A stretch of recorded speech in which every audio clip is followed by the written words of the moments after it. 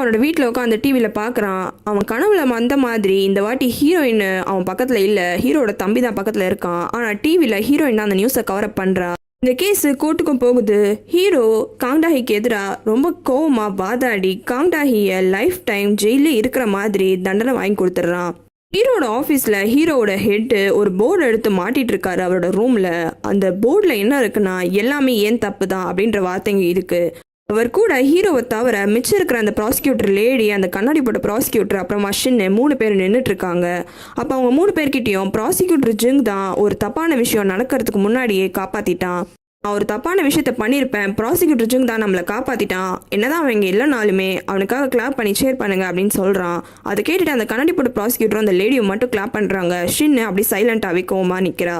ஓட மாட்டிட்டு வந்த ஹெட்டு அந்த கண்ணாடி போட்ட ப்ராசிக்யூட்டரை சொல்லி, இவர் கொஞ்சம் கேர்லெஸ்ன்னு எனக்கு தெரியும், இருந்தாலுமே அந்த பாடியை செக் பண்ண போன போதே நான் என்ன பண்ணீங்க எது பண்ணீங்கன்னு கேட்டிருக்கணும், அதையும் நான் பண்ணாமல் விட்டுட்டேன். அதே மாதிரி ப்ராசிக்யூட்டர் ஷின்னுக்கு இப்போல்லாம் அரகன்சி ஓவர் ஆயிடுச்சு சீனியர்னு சொல்லிட்டு, அது தெரிஞ்சும் நான் ஏன் இவ்வளோ பெரிய கேஸை ஷின்னுக்கிட்ட கொடுத்தேன்னு தெரியல, எல்லாமே ஏன் தப்பு தான் அப்படின்ட்டு சொல்கிறான்.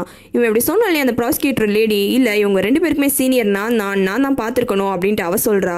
அடுத்து அந்த கண்ணாடி போட்ட ப்ராசிக்யூட்டரும், இல்லை இவளுக்கு சீனியர் நான் பார்த்துருக்கணும்னு அவனும் சொல்கிறான். ஆனால் ஷின்னு மட்டும், இல்லை கரெக்டு, உங்கள் மேலே தான் தப்பு, நீங்கள் தான் இது எதையும் ஒழுங்காக பண்ணலைன்னு ஹெட்டையே தப்பு சொல்லிடுறா. ஆஃபீஸ்க்கு வெளியில் ஷின்னும் அந்த கண்ணாடி போட்ட ப்ராசிக்யூட்டரும் ரொம்ப சண்டை போடுறாங்க. ஒன்றால் தான் எனக்கு இந்த பேர் வந்துச்சு அப்படின்னு ஷின் சொல்கிறா.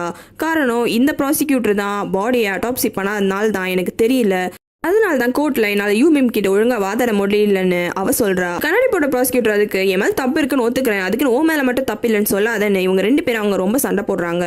ஹீரோயினும் காலையில் ஒரு பார்க்கில் நடந்து போயிட்டு இருக்கா. அப்போ ஹீரோ கிட்ட வந்து கால் வருது. எங்கே இருக்க நீ, உன் ஆஃபீஸ்க்கு நான் தானே கூப்பிட்டு போகிறேன்னு சொன்னேன், அப்புறம் எங்கே போன நீ அப்படின்ட்டு கேட்குறான். அதுக்காக, இல்லை நான் இன்னைக்கு கொஞ்சம் சீக்கிரமாகவே ஸ்டேஷனுக்கு வந்துட்டேன், என் கூட வேலை செய்கிறவங்க கூட ஒரு கேம்பிங்கில் இருக்கேன் அப்படின்ற மாதிரி சொல்கிறா. ஆனால் அப்போ தான் கவனிக்கிறா அவளுக்கு முன்னாடி தான் ஹீரோ வந்து நிற்கிறான்ட்டு. நீ எப்படி இங்கே வந்த, உனக்கு எப்படி இந்த இடம் தெரியும் அப்படின்ட்டு கேட்குறா ஹீரோயின். என்னோட கனவுல நான் பார்த்தேன், நீ தனியாக வந்து இந்த இடத்துல உட்காந்து ரொம்ப தேம்பி அழுதுட்டு இருந்த அப்படின்னு சொல்கிறான். அப்போ தான் கவனிச்சா அவன் கையில் அவன் நாப்கின் பாக்ஸையும் எடுத்துகிட்டு வந்திருப்பான். ஹீரோயின், நான் போய் ஏன் அழுவ போகிறேன் அப்படின்னு ரொம்ப தைரியமாக சொல்கிறா. ஆனால் அடுத்த செகண்டே, இல்லை ஊட்டக்கு என்னால் தான் அடிபட்டுருச்சு, அவனை நான் தான் இந்த மாதிரி அடிப்படை வச்சுட்டேன் அப்படின்னு ரொம்ப தேம்பி அழுவ ஆரம்பிச்சிடுறா. ஹீரோவும் பொறுமையாக உட்காந்து, இல்லை உன் மேலே எந்த தப்பும் கிடையாது, அவன் சைட்லேருந்து நினச்சி பாரு, அவன் உன்னை காப்பாற்றணும்னு நினச்சான், அவனை காப்பாற்றிட்டான், அதை நினச்சி அவன் ரொம்ப சந்தோஷத்தான் படுவானே தவிர்த்து உன்னால் அவனுக்கு அடிபட்டுச்சுன்னு என்றைக்குமே அவன் நினைக்கவே மாட்டான். நீ ஏன் இப்படி நினச்சி உன்னையே வருத்திக்கிற, ஏன் இப்படிலாம் அழுவுற அப்படின்னு சமாதானப்படுத்துகிறான். ஷின்னும் இன்வெஸ்டிகேஷன் ரூமில் உட்காந்து தேம்பி அழுதுட்டு இருக்கா. இதை டக்குன்னு உள்ளே வந்த அந்த ப்ராசிக்யூட்டர் கவனிச்சிடுறாரு. அதுக்கப்புறம் கவனிச்சுட்டு, சரி இவளுக்கு அவள் பண்ண தப்பு புரியுதுன்னு அவர் அந்த இடத்த விட்டு போயிடுறாரு. ஹீரோயின் இருந்தாலுமே அழுதுகிட்டே இருக்கா. அப்போ ஹீரோ, முடிஞ்சு போன விஷயத்த நினச்சி அழுவாத, இனிமேலையும் அந்த விஷயத்த உன்னால் திருப்பியும் சரி செய்ய முடியும், அதனால் கவலையே நீ படாத, திரும்பியும் ஃபர்ஸ்ட்லேருந்து ஆரம்பி, எல்லாமே நல்லா தான் போகும் அப்படின்னு நான் சொல்கிறான். இது கேட்ட ஹீரோயின், இது எதுனா பாட்டில் வர லைனா அப்படின்ட்டு கேட்குறா. ஹீரோ, என்ன சொல்கிற நீ அப்படின்ட்டு அடுத்தது கேட்குறான். இல்லை நீ இப்படி தத்துவமாலாம் பேசுகிற ஆளே கிடையாது, யாரோ உங்ககிட்ட சொல்லியிருக்காங்க, அதே விஷயத்த நீ என்கிட்ட திரும்பியும் சொல்கிறல்ல அதானே அப்படின்ட்டு கேட்குறா. ஹீரோ சிரிச்சுக்கிட்டே, அப்பெல்லாம் ஒன்றும் கிடையாது அப்படின்ட்டு ஒரு விஷயத்த யோசிச்சு பார்க்குறான். ஹீரோ அவனோட அப்பா கிட்ட ரிப்போர்ட் கார்டை ஏமாத்தின விஷயத்தில் மாட்டியிருப்பான். அவனோட அப்பாவும் அவனை செமையாக திட்டிருப்பாரு. அவனோட அப்பா திட்டினதுனால போலீஸ் ஸ்டேஷன் வெளியில் உட்காந்து ஹீரோ ரொம்ப அழுகுறான். அப்போ அவங்க அப்பா கூட வேலை பார்க்குற ஒரு ஆஃபீஸர் தான் கூட வந்து உட்காந்து, இல்லை நீ கவலைப்படாத, உங்கள் அப்பா கிட்ட நீ எப்போ வேணாலும் உன்னை ப்ரூவ் பண்ணலாம், அதுக்கு எவ்வளோ ஒரு டைம் இருக்குது, நீ எந்த கவலையும் படாத, நடந்து முடிஞ்ச விஷயத்த நினச்சும் பார்க்காத, திரும்பி ஃபர்ஸ்ட்லேருந்து ஆரம்பி, உன்னால் முடியும் அப்படின்னு சொல்லியிருப்பாரு. அது எப்போ யாரோ சொன்னாங்க, யாருன்னு கூட எனக்கு சுத்தமாக ஞாபகம் இல்லை அப்படின்னு ஹீரோயின் கிட்ட சொல்லிடுறான். நாப்கின்ஸும் காலி ஆகிடுது. சரி இந்த என்னோட டை தான் இருக்குன்னு கொடுக்குறான். ஹீரோயினும் இப்போ ஓரளவுக்கு சமாதானம் ஆயிடுறா. 2 பேரும் அதே பார்க்கில் கொஞ்ச நேரம் உட்காந்துட்டு இருக்காங்க. ஒரு வீட்டை காமிக்கிறாங்க. அந்த வீட்டில் ஒரு ஆள் வந்து ரிப்பேர் பண்ணுறான். நெட்வொர்க்கு ரிப்பேர்னு சொல்லிட்டு பண்ண வந்திருப்பான் போல இருக்கு. நெட்டு வருதான்னு செக் பண்ணுங்க மேடம்னு கேட்குறான். அந்த பொண்ணு போயிட்டு செக் பண்ணுறா. அந்த பொண்ணோட வீட்டில் நிறைய மெடல்ஸு, ஆர்ச்சரி பவுன்னு இருக்குது. அப்போ தான் அந்த பையனும் அந்த ஃபோட்டோஸ்லாம் கவனிக்கும் போது அந்த பொண்ணு ஒலிம்பிக் லெவல் பிளேயராக இருக்கும் போல இருக்கு. நெட்லாம் வருதுன்னு அந்த பொண்ணு செக் பண்ணோன்னே, சரி மேடம் ரேட்டிங் மட்டும் கொஞ்சம் பார்த்து போட்டுருங்க அப்படின்ட்டு அடுத்தது கேட்குறான். அப்போ அந்த வீட்டில் வேலை செய்கிறவங்க, அப்படியே அந்த டப்பாலாம் கூட கொஞ்சம் கீழே கொண்டு போய் போட்டிருப்பா, கொஞ்சம் நான் கொண்டு போய் போடுறதுக்கு கஷ்டமாக இருக்கும், அதுக்கப்புறமா நான் அவங்கள்ட்ட சொல்லி ரேட்டிங்லாம் போட சொல்கிறேன் அப்படின்ட்டு சொல்கிறா. அது கேட்டு அந்த பையனும், சரிங்க மேடம் நான் எடுத்துகிட்டு போயிடுறேன் அப்படின்னு அந்த பாக்ஸையும் எடுத்துக்கிட்டு வெளியில் போகும்போது திரும்ப ஒரு வாட்டி மேடம் கொஞ்சம் ரேட்டிங்கை பார்த்து போடுங்கன்னு சொல்கிறான். அந்த பொண்ணு நான் கண்டிப்பாக போடுறேன் பாயின்னு சொல்லிட்டு டோரை சாத்திடுறா. அவள் நேரம் சிரிச்சிட்டு இருந்தான். அவன் டோரை சாத்தினோடனே அவனோட ஃபோன் எடுத்து ஃபேஸ்புக்கில் இவங்களுக்கு தக்க பாடத்தை நான் சொல்லி தரலாமா அப்படின்ற மாதிரி கொஸ்டின் மார்க் போட்டு ஒரு போஸ்ட்டை போடுறான். அதே நேரம் ஊட்டக்கும் ஹாஸ்பிட்டலில் போஸ்ட்லாம் பார்த்துட்டு இருக்கான். அப்போ இந்த பையன் ஊட்டக்கோட ஃப்ரெண்டாக இருக்கும் போல இருக்கு. அவனுக்கு அந்த போஸ்ட்டு காமிக்குது. ஊட்டக்கும் ஹாஸ்பிட்டலில் நர்ஸ் வந்துட்டு நீங்கள் இன்னைக்கு டிஸ்சார்ஜ் ஆயிடலாம் அப்படின்ற விஷயத்த சொல்கிறாங்க. ஊட்டக்கு உடனே ஹீரோயினுக்கு கால் பண்ணி இன்னைக்கு என்ன டிஸ்சார்ஜ் ஆயிடலான்னு சொல்கிறாங்க, நீ கொஞ்சம் வர முடியுமா அப்படின்ட்டு கேட்குறான். ஹீரோயினும் ஆஃபீஸ்லேருந்து சீக்கிரமாக கிளம்பிடுறா. என்னதான் இருந்தாலுமே அவரோட ஹெட்டு கத்துறாங்க. இருந்தாலும் ஹீரோயின் அங்கேருந்து எனக்கு டைம் ஆயிடுச்சுன்னு கிளம்பி போயிடுறா. ஹீரோயின் ஹாஸ்பிட்டலுக்கு போனால் அங்கே ஹீரோவும் இருக்கான்.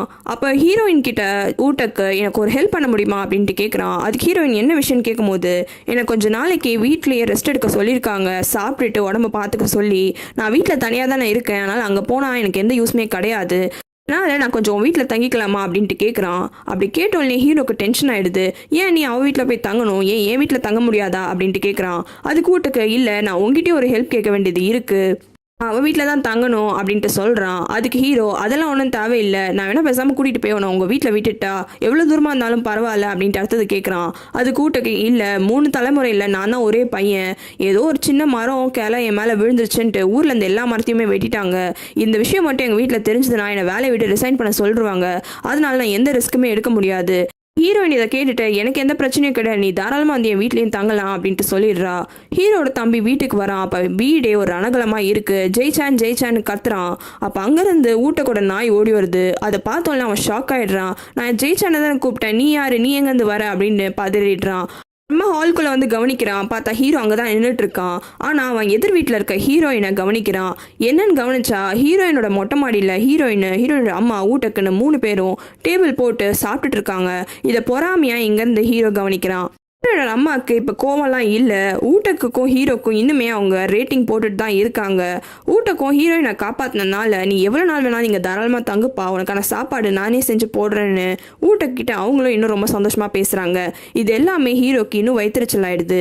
ஊட்டக்கு சாப்பிடும் போது ஒரு டிஷ்ஷு தேவைப்படுது. அது வீட்டில் இல்லைன்னு ஹீரோக்கு கால் பண்ணுறான். உங்கள் வீட்டில் அது இருக்கான்னு கேட்கும்போது எங்கள் வீட்டில் அது இல்லை அப்படின்னா உனக்கு நான் வாங்கிட்டு வந்து தரேன் அப்படின்னு ஹீரோவும் கீழே இறங்கி கிளம்புறான். அப்போ அதே நேரம் ஹீரோயினும் வரா. இந்த ஒரு இலையை வாங்குறதுக்கு ஒரு ஆள் போதாதா, இதுக்கு நீயும் தேவையா அப்படின்ட்டு கேட்குறான். அதுக்கு ஹீரோயின் இங்கே பாரு அவன் கிரெடிட் கார்டே கொடுத்துட்டான், அவனுக்கு நிறைய விஷயம் தேவைப்படுதான், அவன் வீட்டில் இருந்து அவன் நிறைய விஷயம் எடுத்துகிட்டு வரல அப்படின்னு 2 பேரும் கிளம்புறாங்க. அப்போது ஊட்டக்கு நடந்து எப்படி போவீங்க, இந்தாங்க கார் சாவின்னு தூக்கி போடுறான். 2 பேரும் அங்கேருந்து கிளம்பி சூப்பர் மார்க்கெட்டுக்கும் போகிறாங்க. போனால் அந்த இடத்துல ஊட்டக்கும் கால் பண்ணுறான். கால் பண்ணி வீடியோ கால்லையும் அவன் என்னென்ன விஷயம்லாம் வேணுமோ ஒரு விஷயத்தையும் வாங்கிட்டே இருக்கான். இது எல்லாமே ஹீரோக்கு கடுப்பாக இருக்குது. இருந்தாலும் அவன் போட்டு காமிச்சு எல்லாத்தையுமே ஊட்டக்காக வாங்கிடுறான். வர வழியில் அந்த கஃபேல கவனிக்கிறாங்க. அந்த சர்வர் பொண்ணு இன்னும் வேலைக்கு வந்திருக்க மாட்டா, அவளுக்கு கொஞ்சம் டைம் ஆகும் போல இருக்கு அப்படின்னு 2 பேர் பேசிட்டு டிராஃபிக்லேயும் மாட்டிடுறாங்க. ரொம்ப லேட்டாக தான் வீட்டுக்கும் வராங்க. மறக்காம ரெட் லோட்டஸ் தமிழ் சேனலுக்கு சப்ஸ்கிரைப் பண்ணுங்க. உங்களுக்கு வேற சீரிஸ் பார்க்கணும்னா கமெண்ட்ல சொல்லுங்க.